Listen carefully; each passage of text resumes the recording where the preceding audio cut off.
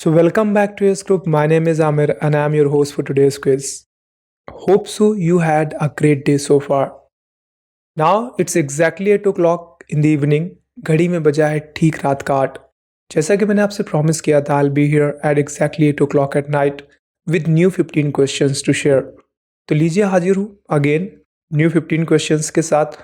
आपके साथ शेयर करूंगा कंप्यूटर फंडामेंटल से संबंधित नए 15 क्वेश्चंस। तो चलिए स्टार्ट करते हैं और देखते हैं आज की इस क्विज का सबसे पहला क्वेश्चन क्या है। तो first question in your screen now. Which of the following is not part of microprocessor? दिए हुए ऑप्शंस में से कौन सा है जो माइक्रो प्रोसेसर का हिस्सा नहीं है? Option A hard disk, option D CU, option C ALU and option D इनमें से कोई नहीं। यानी दिए हुए ऑप्शंस में से कोई भी माइक्रो प्रोसेसर का हिस्सा नहीं है। तो आपके हिसाब से इसका सही जवाब क्या है? अपना आंसर अब आप सेंड कर सकते हैं। आपका टाइम स्टार्ट होता है अब।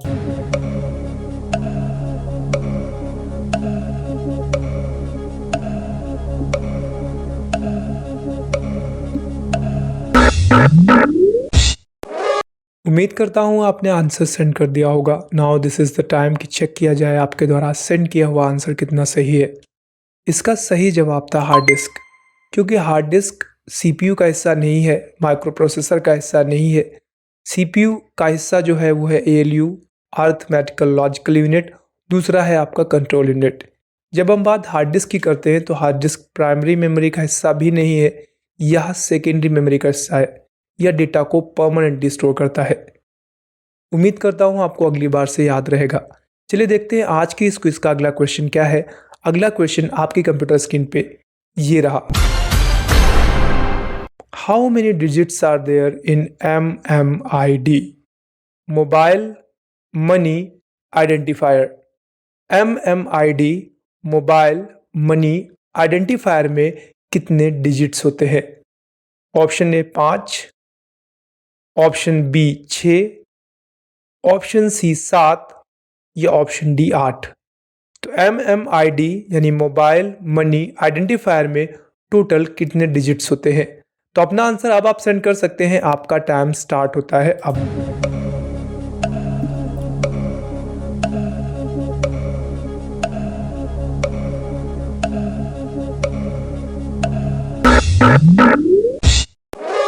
उम्मीद करता हूं आपने अपना जवाब सेंड कर दिया होगा। Now this is the time just to verify the answer which was given by you is correct or incorrect. चलिए चेक करते हैं। तो इसका सही जवाब था 7। MMID मोबाइल मनी आइडेंटिफायर में टोटल मिला के 7 डिजिट्स होते हैं। उम्मीद करता हूँ आपको अगली बार से याद रहेगा। चलिए देखते हैं आज की इस क्विज का अगला क्वेश्चन क्या है। तो next question in your screen now. Which key combination will be used to select a column in LibreOffice Calc? अगर आपको LibreOffice Calc में एक कॉलम को सेलेक्ट करना है तो आप कौन सी शॉर्टकट की का यूज करेंगे? कंट्रोल प्लस स्पेस बार को, shift plus space bar, control plus F12 या इनमें से कोई नहीं? आपको एक कॉलम को सेलेक्ट करना है तो अपना जवाब अब आप सेंड कर सकते हैं। आपका टाइम स्टार्ट होता है अब।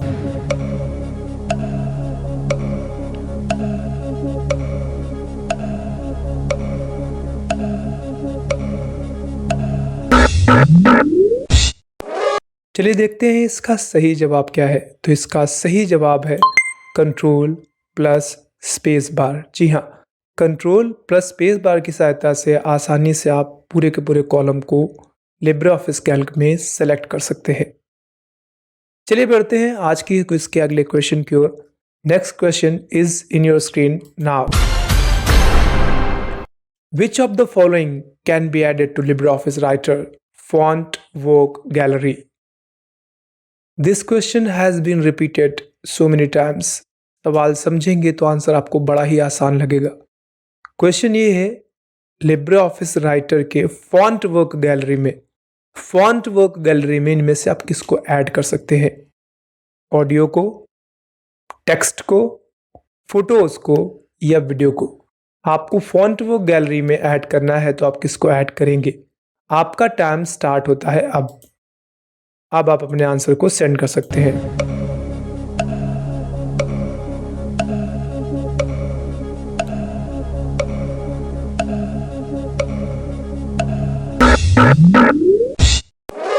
उम्मीद करता हूं जवाब सेंड कर दिया होगा और आपका जवाब सही भी होगा, क्योंकि अगर हम फॉन्ट वर्क गैलरी की बात करते हैं तो वहां पर बाय डिफ़ॉल्ट टेक्स्ट ही होते हैं, तो टेक्स्ट के फॉन्ट्स को ही आप वहां पे ऐड कर सकते हैं।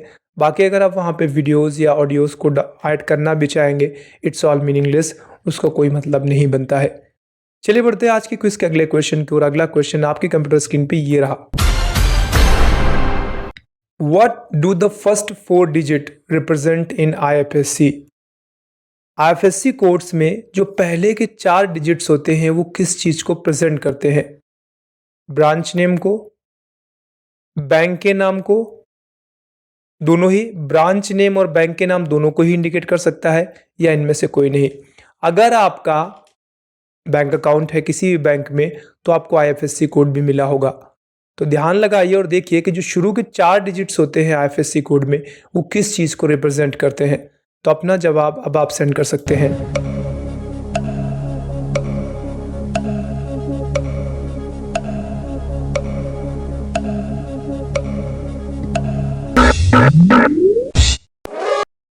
उम्मीद करता हूं आपने अपना जवाब सेंड कर दिया होगा।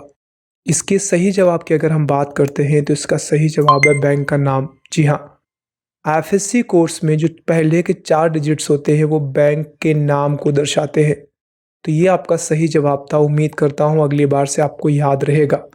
चलिए बढ़ते हैं आज की इस क्विज के अगले क्वेश्चन की ओर। अगला क्वेश्चन आपकी कंप्यूटर स्क्रीन पे ये रहा। What is the full form of API? API का फुल फॉर्म क्या है मैं इसको बता चुका हूँ, क्वेश्चन रिपीटेड है। बहुत सारे एप्लीकेशंस होते हैं जो चलने के लिए किसी न किसी दूसरे एप्लीकेशन के API को यूज़ करते हैं। जैसे गूगल सर्विसेज नाम का एक API आता है, तो ये मान लीजिए अपने मोबाइल फ़ोन में ज़्यादातर आप मोबाइल एप्लीकेशंस यूज़ करते हैं, वो उस प्ले सर्विसेज के API को यूज़ करते हैं। जैसे मान लीजिए आपने अमेज़न एप्लीकेशन में से कोई ऑर्डर प्लेस किया, ठीक है, तो अमेज़न ऑर्डर में जब आप प्लेस करते हैं तो वो आपका ट्रैक करने के लिए आप गूगल मैप्स पे जाके चेक कर सकते हो कि आपका एड्रेस एग्जैक्टली जो ऑर्डर है वो इसमें किस जगह पे है। तो देखिए, मैप्स एक अलग API है, और जो मैप्स पे जितना डेटा होता है कि इंडिया में कौन कौन सी लोकेशंस है वगैरह वगैरह, वो API वो चाहे तो किसी दूसरी एप्लीकेशन के साथ शेयर करता है। जैसे अमेज़न, अगर आप अमेज़न पे सर्च करना चाहते हैं आपका भी आइटम किस जगह पे है, तो वो अमेज़न ने API ले रखा है गूगल मैप्स का। ऐसे बहुत सारे एप्लीकेशंस हैं जो किसी न किसी दूसरे एप्लीकेशन के API पे वर्क करते हैं। तो सवाल आपसे था API का मतलब क्या होता है? Application perfect interface, application program information and application programming, या इनमें से कोई नहीं। API का मतलब मैंने आपको समझाया है, बाकी आपको आंसर सेंड करना है। इसका फुल फॉर्म क्या है आप अपना जवाब सेंड कर सकते हैं।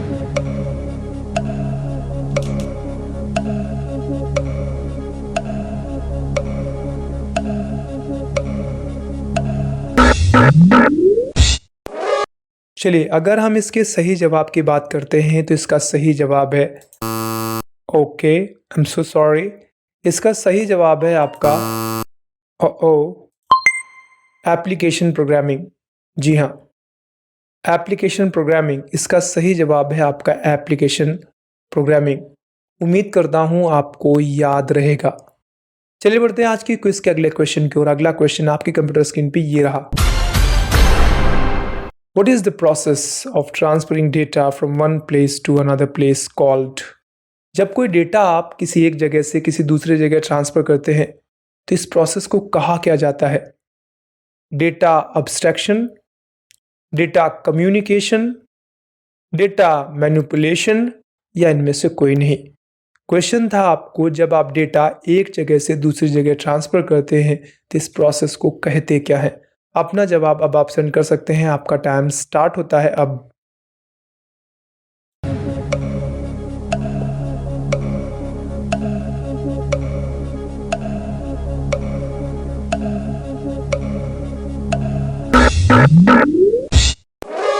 चलिए देखते हैं इसका सही जवाब क्या है। तो इसका सही जवाब है डेटा कम्युनिकेशन। जी हाँ, डेटा कम्युनिकेशन के ज़रिए आप अपना एक मैसेज किसी एक नोड से दूसरे नोड तक ट्रांसफ़र करते हैं।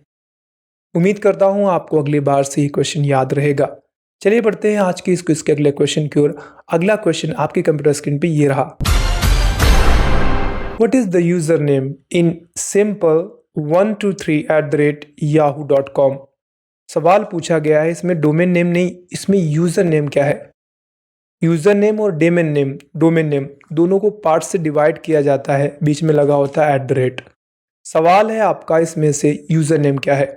तो क्या @ यूज़र नेम है, क्या सिंपल यूज़र नेम है, क्या सैम्पल 123 यूज़र नेम है, या yahoo.com यूज़र नेम है। तो आपको इनमें से यूज़र नेम क्या लगता है, अपना जवाब अब आप सेंड कर सकते हैं। आपका टाइम स्टार्ट होता है अब।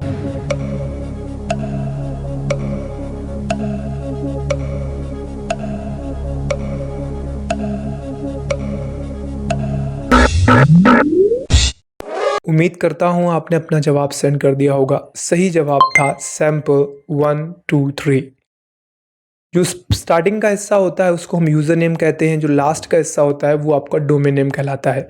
और @ यूज़र नेम को डोमेन नेम को बीच से 2 पार्ट में डिवाइड कर देता है। तो यानी जो पहले का हिस्सा था वो था आपका सैम्पल 123, ये था यूज़र नेम। @ के बाद में लास्ट में आपको दिखता है yahoo.com, ये है आपका डोमेन नेम। उम्मीद करता हूँ अगली बार से आपको याद रहेगा। चलिए बढ़ते हैं आज की इस क्विज़ के अगले क्वेश्चन की ओर। अगला क्वेश्चन आपकी कंप्यूटर स्क्रीन पे ये रहा। What of the following is not example of social site? दिए हुए ऑप्शंस में से आपको ये बताना है इनमें से सोशल साइट कौन सा नहीं है।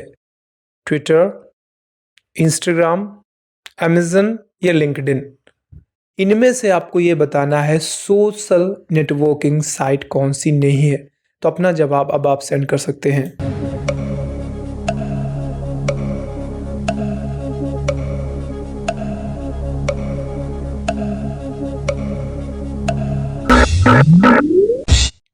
चलिए अगर हम इसके सही जवाब की बात करें तो सही जवाब है अमेज़न। जी हाँ, अमेज़न ई-कॉमर्स वेबसाइट है, शॉपिंग के लिए यूज़ होती है।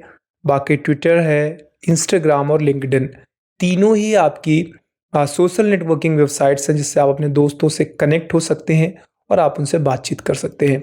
हालांकि लिंक्डइन का इस्तेमाल प्रोफेशनल्स करते हैं। अगर आप लिंक्डइन पे अकाउंट बनाएंगे तो आपको जितने भी हाईली प्रोफेशनल लोग हैं जैसे एलन मस्क हो गए आपके, ये सारे वहाँ पे आपको मिलेंगे। तो इसको ज़्यादातर प्रोफेशनल्स यूज़ करते हैं। बाकी ट्विटर और इंस्टाग्राम के बारे में आपने खूब सुन रखा होगा। अमेज़न एक ई-कॉमर्स वेबसाइट है, it's not social networking website. चलिए बढ़ते हैं आज की क्विज के अगले क्वेश्चन की और अगला क्वेश्चन आपकी कंप्यूटर स्क्रीन पे ये रहा। In impress which shortcut key is use to insert a template.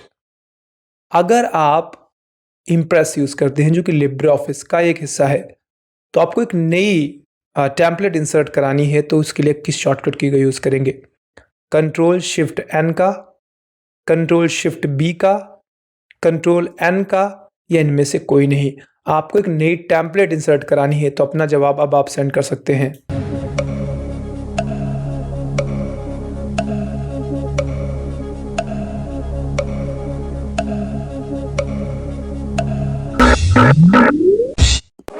चलिए अगर हम इस क्वेश्चन के सही जवाब की बात करें तो इसका सही जवाब है Ctrl+Shift+N। Ctrl+Shift+N की सहायता से आप अपने इम्प्रेस प्रेजेंटेशन में एक नई टेम्पलेट इंसर्ट करा सकते हैं। चलिए बढ़ते हैं आज की क्विज के अगले क्वेश्चन की और अगला क्वेश्चन आपकी कंप्यूटर स्क्रीन पे ये रहा। In impress which menu is use to change the layout of a slide. अगर आप इम्प्रेस यूज करते हैं जो कि ऑलमोस्ट सेम है पावर पॉइंट के, आपको आपकी स्लाइड का लेआउट चेंज करना है तो आप उसके लिए किसका यूज करेंगे। स्लाइड शो का, फॉर्मेट का, स्लाइड का या टूल्स का। आपको आपकी स्लाइड का लेआउट चेंज करना है तो अपना जवाब अब आप सेंड कर सकते हैं। आपका टाइम स्टार्ट होता है अब।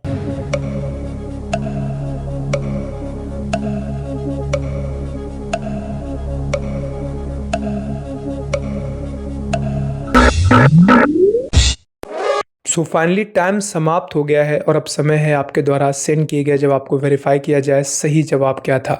तो इसका सही जवाब था स्लाइड। जी हाँ, लिब्रे ऑफिस इम्प्रेस में अगर आपको स्लाइड का लेआउट चेंज करना है तो वो आप स्लाइड मेन्यू से ही कर सकते हैं। चलिए बढ़ते हैं आगे क्विज के अगले क्वेश्चन की ओर। अगला क्वेश्चन आपकी कंप्यूटर स्क्रीन पे ये रहा। Export direct as a PDF. आपको फाइल को डायरेक्टली पीडीएफ में एक्सपोर्ट करना है तो आप किसके द्वारा कर सकते हैं?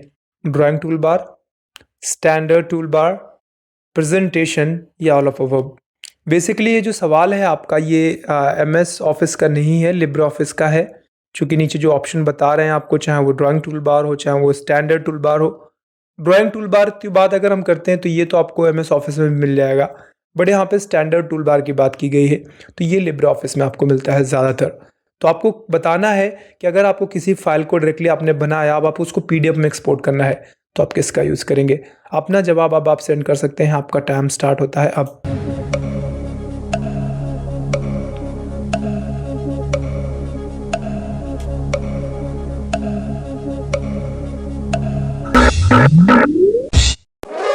चलिए देखते हैं इस क्वेश्चन का सही जवाब क्या है। तो इसका सही जवाब है स्टैंडर्ड टूल बार। जी हाँ, स्टैंडर्ड टूल बार की सहायता से आप अपने पेज को पीडीएफ में डायरेक्टली एक्सपोर्ट कर सकते हैं। चलिए बढ़ते हैं आज की क्विज के अगले क्वेश्चन की ओर। अगला क्वेश्चन आपकी कंप्यूटर स्क्रीन पे ये रहा। What is the maximum loan limit for a business in Mudra loan PMMY? अभी कुछ दिनों पहले prime minister mister Narendra Modi ji ने एक स्टार्टअप प्रोग्राम लॉन्च किया था जिसमें युवाओं को प्रमोट किया है ताकि वो खुद का स्टार्टअप चलाएं। अब प्रॉब्लम फंडिंग की आएगी तो फंडिंग के लिए उन्होंने एक स्कीम चला दी जिसको बोला गया मुद्रा योजना। इसमें क्या होता है, आप को लोन मिल जाएगा बट उसकी एक लिमिट है कितना लोन आपको मिलना है। तो सवाल है, अगर आप मुद्रा लोन से लोन करवाते हैं तो आपको मैक्सिमम लोन अमाउंट कितना मिल सकता है? ऑप्शन ए है 1 लाख, ऑप्शन बी है 5 लाख तक, ऑप्शन सी है 10 लाख एंड ऑप्शन डी है 15 लाख। मुद्रा लोन के जरिए अगर आप लोन ग्रांट कराएंगे तो मैक्सिमम कितना राशि आपको मिल जाएगा? आपका टाइम स्टार्ट होता है अब।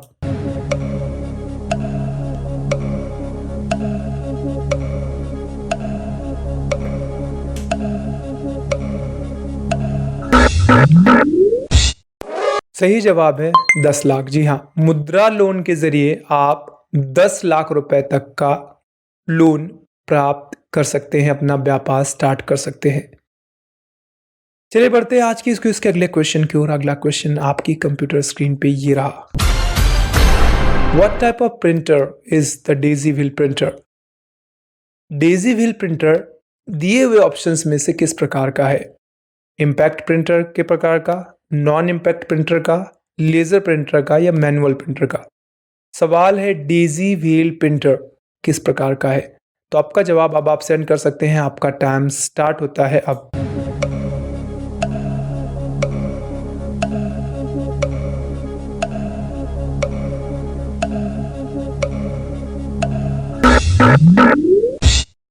चलिए बात करते हैं इसके सही जवाब की। तो सही जवाब है इम्पैक्ट प्रिंटर। जी हाँ, daisy wheel printer impact printer का ही एग्जाम्पल है। उम्मीद करता हूं आपको अगली बार से याद रहेगा। चलिए बढ़ते हैं आज की क्विज के अगले क्वेश्चन की ओर। अगला क्वेश्चन आपकी कंप्यूटर स्क्रीन पे ये रहा। What is the cloud in cloud computing? आपने क्लाउड कंप्यूटिंग का नाम सुना होगा जिसमें अपना सारा का सारा डेटा हम क्लाउड पे रखते हैं। यहाँ बात बादलों की नहीं है, बात इंटरनेट मतलब एक दूसरा सर्वर है जहाँ पे आपका डेटा स्टोर होता है जाकर। तो यहाँ पे आपसे सवाल पूछा गया है कि क्लाउड कंप्यूटिंग का मतलब है जो, उसमें क्लाउड का मतलब क्या है? क्या कोई डेटाबेस है, स्टोरेज है, इंटरनेट है या सर्वर है? वैसे मैंने इसको काफ़ी हद तक एक्सप्लेन किया है बट फिर भी आपको इसमें चूज़ ये करना है क्लाउड कंप्यूटिंग में क्लाउड का मतलब क्या है। तो चलिए अपना जवाब अब आप सेंड कर सकते हैं। आपका टाइम स्टार्ट होता है अब। सॉरी,